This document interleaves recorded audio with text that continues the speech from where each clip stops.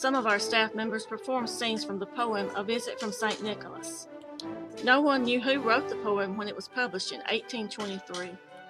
After 2 decades, attribution was given to Clement Clarke Moore. This poem has formed how we think of Santa Claus, including his appearance, the night he visits, his method of transportation, and the number and names of his reindeer. We hope you enjoy our version of this famous poem, now known as The Night Before Christmas. 'Twas the night before Christmas, when all through the house not a creature was stirring, not even a mouse. The stockings were hung by the chimney with care, in hopes that St. Nicholas soon would be there. The children were nestled all snug in their beds, while visions of sugar plums danced in their heads.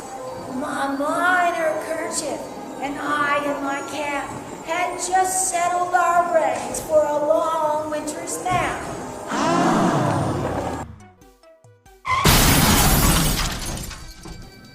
When out on the lawn there arose such a clatter.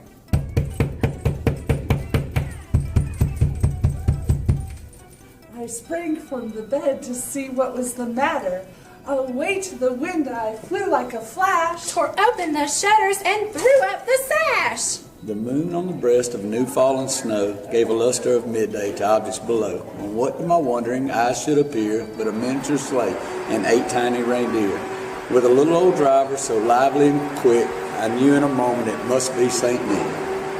More rapid than eagles, his coursers they came. And he whistled and shouted and called them by name. Now Dasher! Now Dancer! Now Prancer! And Vixen! On Comet, on Cupid, on Donder and Blitzen. To the top of the porch, to the top of the wall, now dash away, dash away, dash away all. As dry leaves that before the wild hurricane fly, when they meet with an obstacle, mount the sky. So up to the housetop, the coursers they flew, with a sleigh full of toys, and St. Nicholas too. And then in a twinkling, I heard on the roof the prancing and pawing of each little hoof. As I drew in my head and was turning around, down the chimney St. Nicholas came with a bound.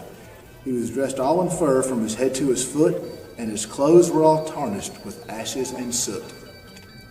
A bundle of toys he had flung on his back, and he looked like a peddler just opening his pack.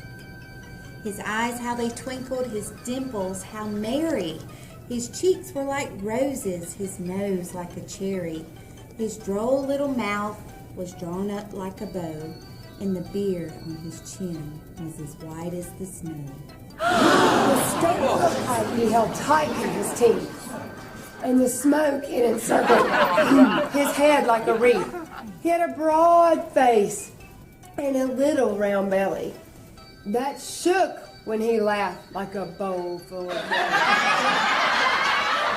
He was chubby and plump, a right jolly old elf, and I laughed when I saw him in spite of myself. A wink of his eye and a twist of his head soon gave me to know I had nothing to dread.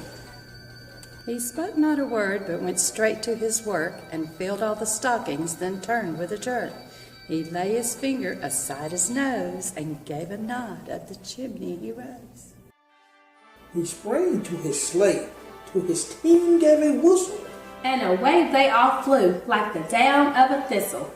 But I heard him exclaim ere he drove out of sight, Happy Christmas to all, and to all a good night. Ho, ho, ho.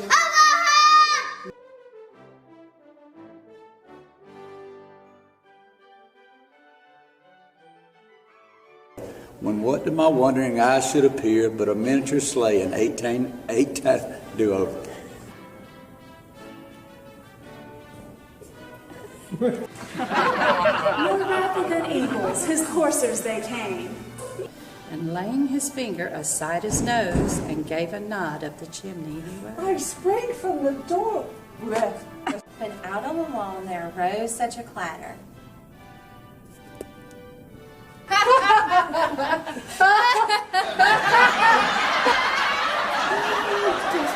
but I heard him exclaim,